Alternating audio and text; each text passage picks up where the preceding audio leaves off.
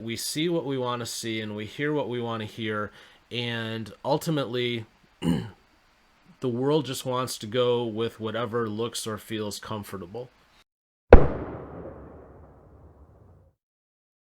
Dear listeners, the Netflix movie Don't Look Up is one of the most brilliant films I have seen in a long, long time, and it isn't necessarily because of the script or the acting or anything like that. It's just because of the fact that it kind of tells it like it is.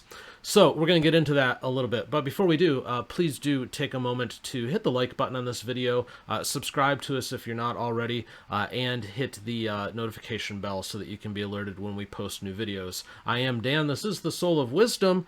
Let's get on with a little bit of a movie review in a way. Quick spoiler alert, I will probably get into some general plot lines, nothing super major, but if you have not seen the movie and want to go into it with virgin eyes and ears, please do save this video to your watch later folder and come back to it after you've seen the movie. Otherwise, let's move forward. Okie dokie, so if you're not aware, Netflix did come out with this movie called Don't Look Up, and it is just wonderful, and it is doing quite well, too. Let's go ahead and pull this up. This is, as of time of recording, it is actually #1 in the top 10 in the US of Netflix offerings, so that's really cool. And if we look at IMDb, it is a 7.3 out of 10 with 180,000 reviews. So a lot of people have had a lot to say about this movie. And as well, it is currently #3 on their popularity list. It's just behind Spider-Man and the new Matrix movie. So it's got a lot of people's attention. Now, it's got a cast of thousands in it and really good people. Leo DiCaprio's in it, Jennifer Lawrence, Meryl Streep, Ron Perlman, a whole bunch of people, a whole bunch of names that you know. But the basic plot line of this movie here is it's a satire. And it is a satire on kind of like disasters that might destroy the world. In this case, it is a comet that is found, and we had no idea it existed before, and it is destined to hit the planet and destroy us in about 6 months. But where it's interesting is that, unlike a lot of movies, it kind of pokes fun at everybody. Now, I've seen a lot of reviews and comments on this movie where people are like, it's right-leaning propaganda, it's left-leaning propaganda. I would actually argue that this movie kind of goes after everybody. It's hilarious in that respect. For example, the president is played by Meryl Streep. She is very clearly a Hillary Clinton stand-in. At one point, they even have a clip or a little photo rather in the movie of her hugging Bill Clinton. So it's very clearly sending the message of she's supposed to be like Hillary Clinton. But yet the followers of her and her quote-unquote party are very clearly meant to be like the dumb Trump followers, if you will, who are just, at least as the media would portray, just following along with whatever they're told. The doctor in this, Dr. Mindy, is the character that Leo DiCaprio plays, and he initially goes into this whole thing with, we've made this discovery, we're concerned, all this kind of stuff, but he very quickly gets turned around into kind of loving the fame of all of this, to the point where he's going on talk shows constantly. He actually cheats on his wife at one point. The power of it all clearly gets to him, and he's very clearly like a Fauci stand-in.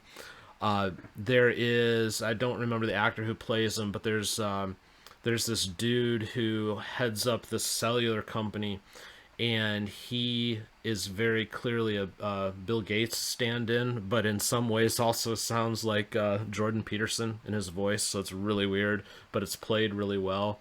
And he tries to take this potential tragedy and monetize it and corporatize it. So that's really, really kind of fun. And then you've got the media, which is just throwing like softball questions at all of these people all of the time in the movie to just kind of show that the media really isn't on their game either. But the ultimate thing that goes on in this movie is that you've got this impending disaster, but it seems like very few people care. You've got the president who's more concerned about how it looks and how it's going to affect her next election and all this kind of stuff. You've got the media, which, as I just indicated, is kind of softballing everything and trying to find this positive whatever in it. At one point, Ariana Grande, the character she plays, comes out and sings this song about how we're all effed and the world's going to end, but she like corporatizes it. And it's just hilarious because this whole movie just kind of shows where we're at as a society. And that's that in so many ways it makes it clear that we will believe whatever we're fed, but at the same time we don't believe what we're being fed. And it's such a complex message, but it's really true. Because if you think about it, you have the corporate media who feeds us what they want to feed us and what they think is important, and that's kind of made clear in this movie as well. But then you have the experts, so-called, who will get out there and try and feed you their information, but so often that gets ignored. And it's just this weird dichotomy. It's like I think the movie's trying to say that we see what we want to see and we hear what we want to hear, and ultimately the world just wants to go with whatever looks or feels comfortable. But then at one point in the movie too, it's like for a large group of the people, the lie is suddenly revealed, and they're all like, oh my god, why didn't we see this before? So it just pokes fun at everybody, and I think it does it in important and well crafted way, because this is where we're at as a society. Unfortunately, nobody is thinking for themselves. Nobody is real. I say nobody, most people. They're not thinking for themselves. They're not digging into issues. They're not going for more than the source that's right in front of them to get their information, even though there's competing ideas and competing sources out there. And then, as the movie would indicate with its title, they're not looking up. And in a lot of ways, that in itself is a satire, isn't it? Because we're all buried in our cell phones all the time, consuming this info, rather than looking up to see what's actually going on around us. So it is a really, really well-crafted movie. I highly recommend you give it a look. I don't want to go too much further, lest I spoil the whole thing. But whether you are on the right side or whether you're on the left side, buckle up and get prepared to be made fun of in one way or another. It's an enjoyable movie, so give it a look. Let me know what you think of the movie, too, in the comments, because I would love to get other people's perspective. I thought it was really well done.